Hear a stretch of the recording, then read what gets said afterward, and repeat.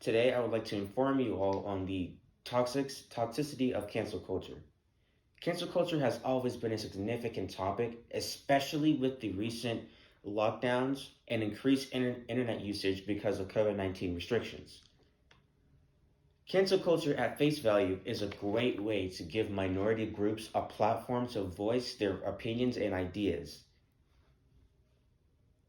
But now it has become excessively toxic.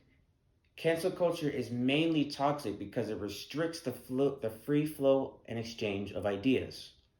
Cancel culture is also detrimental because uneducated and unqualified groups are able to sway or control ideas made by other more qualified groups.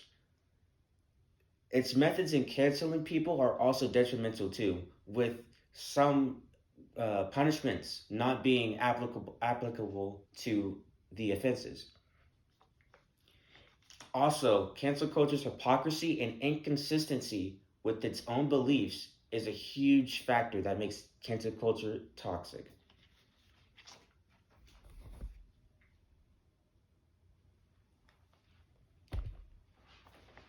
For context, I'd like to start with some definitions.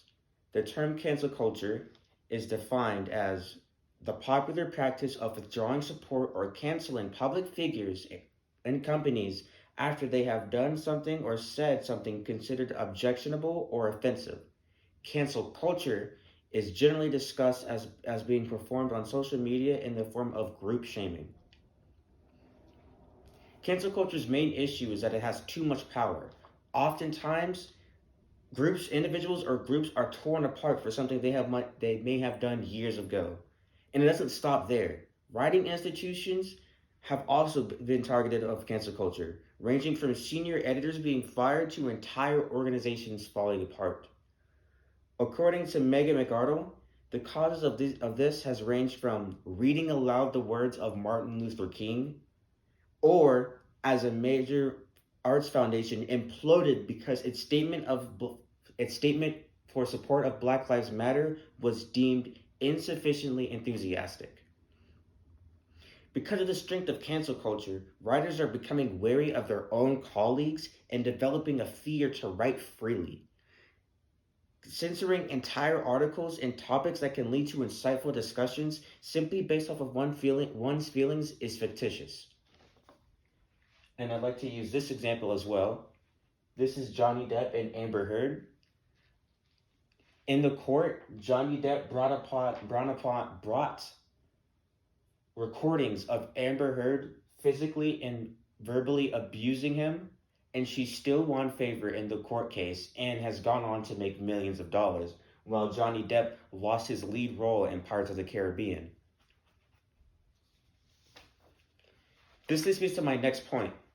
Unqualified groups are able to tear apart entire organizations that have years of writing simply based on their emotions. In the words of Megan McArdle, if you hold these sorts of fights on a public and inherently limited platform, then some parts of your audience will inevitably wonder whether the ensuing consensus, such as it is, reflects on what people actually think rather than who they are afraid of. Essentially, she states, in the hands of cancel culture, ideas start to reflect that of the cancelers rather than one's pure thought. With this, cancel culture starts to brew an intellectual monoculture, where thought is now an echo chamber of one another.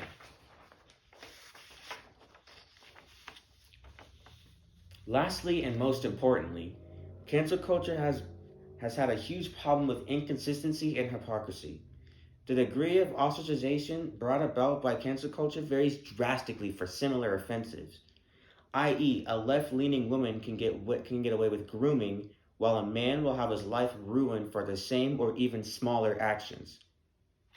I.e., another example would be the Amber Heard Johnny Depp situation. This cherry-picking method is what really invalidates cancel culture's reputability. As of now, cancel culture is being used to simply deplatform celebrities people don't like.